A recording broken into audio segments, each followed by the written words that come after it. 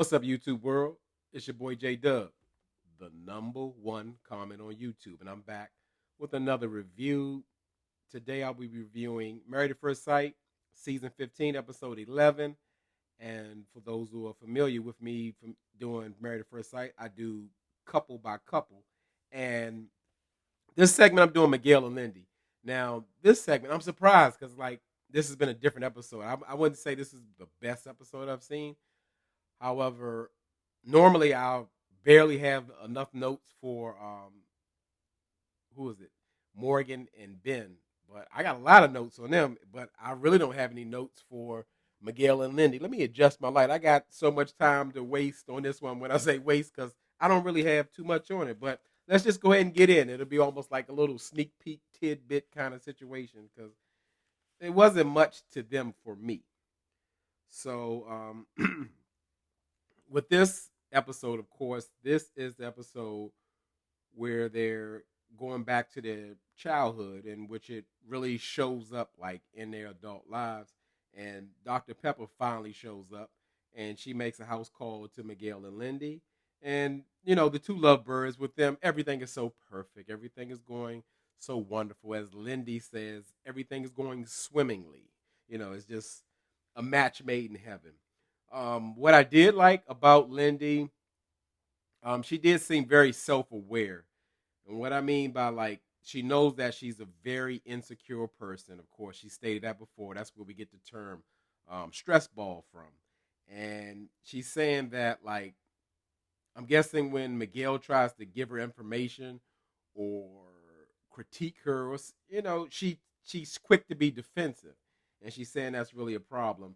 And Lindy brought up a situation. I thought she was going to, get into something where it'll be reason why they'll be arguing. She was saying she was cutting up peppers and onions, and then she kind of put the spinach in. And Miguel, he can cook. He's proven. He's a proven chef or whatever. I don't know if he does it professionally, but he tells Lindy that putting the spinach in too soon is not a good idea because correct, spinach cooks very fast, cooks down, so you can kind of lead that to close to the end. And Lindy, she just feels like she's controlled by Miguel making that suggestion.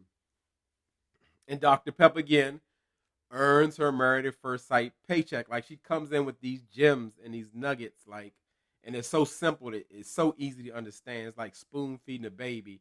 And she pretty much told Lindy that really don't get control confused with suggestions.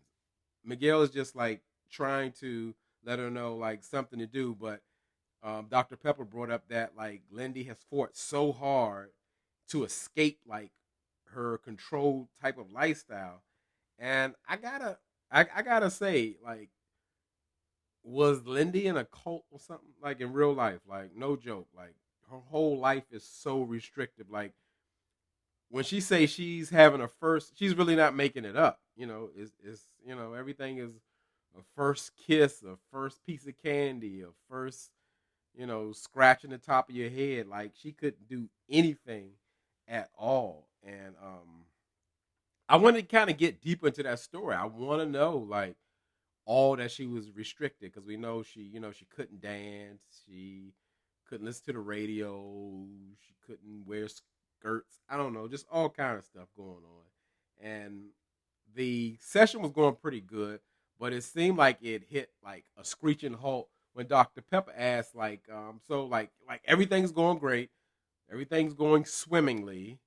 At this point, so have y'all told each other y'all loved each other? And both of them went silent. They're normally talkative and very descriptive and all that. They just wouldn't say anything. And Dr. Pepper had to just jump in there so it wouldn't be so much dead air on TV. And Dr. Pepper's just saying you'll find in time, pretty much saying they were pretty much already in love, but as they stay together longer, they'll see it'll grow and be much more than what they have now, and it'll build. So, yeah, I don't know. I got it. I got the situation became so awkward more so I don't think Miguel is ready to say that he loves Lindy yet. And yeah. So of course Lindy, I don't know. I don't think she can take Miguel back to any of her um, childhood places. They might try to take her back and keep her, put her back in a cult or whatever, and maybe even take Miguel too. I don't know. So Lindy's taking Miguel dancing, and of course, this is a first for her because when she actually danced with Miguel at her wedding, that was the first time she ever danced with a guy, and that's the thing.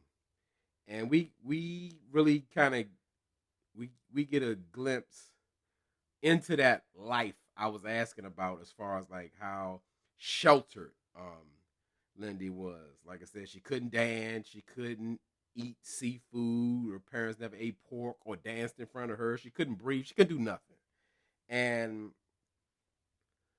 she even mentioned that like she was kind of traumatized when she was sent off to boarding school when her parents got like divorced. And I should let me go back when she went to boarding school. I don't know if that was like a cult concentration camp for children or who parents are divorced, and I don't know what's going on. But she was really sad, and she wrote a letter to her younger self, just stating that like that was probably one of the lowest points in her life, but it was really a blessing because she got out like a very toxic relationship, and then that kind of explains it. Like when she, I guess when she got back home, she moved in with one of her boyfriend's family. I mean, it was just it's a lot to unpack there. And Married at First Sight, when I just looked at it, because I don't remember, yeah, Miguel didn't really get into his letter as of yet, and I just said like I see that they really match two people with like awful childhoods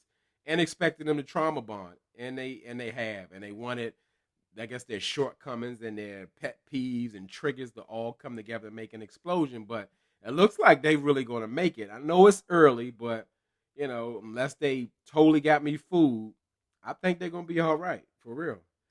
And so Miguel takes, I guess, because of his childhood, he probably can't stand to be around his parents together or in the neighborhood that might trigger him.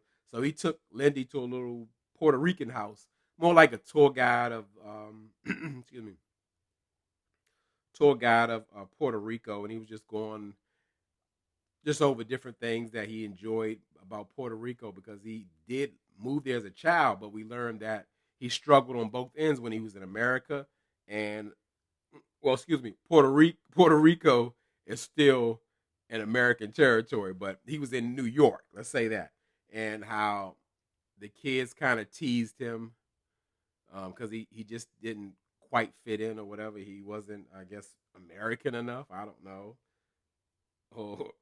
And when he went to Puerto Rico, they kind of got on him because he could not speak Spanish. So I remember a long time ago I was watching. I say a long time ago, weeks ago, watching Jasmine W's review, and she said that off the break that she believes Miguel suffers from identity crisis, and it's right here in our face, and that's exactly what's going on. So like Miguel doesn't know how to be, and he's not secure within himself because like he's been rejected by both sides of his culture or what have you. So you can see that he's struggling, and yes, anyone like that would be like pretty much closed off or unsure about really being vulnerable or diving straight in or what have you. But it looked like he's doing a pretty good job to me, other than like ignoring red flags of Lindy.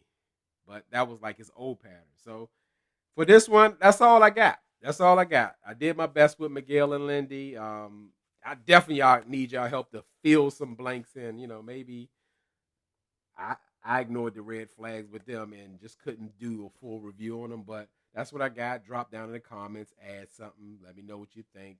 Tell me something you remember about it, and we can go from there. So as I tell y'all could be anywhere in this YouTube world, but you're here with me. I really appreciate it. I really mean it. Okay, let's get ready for the number 3 couple.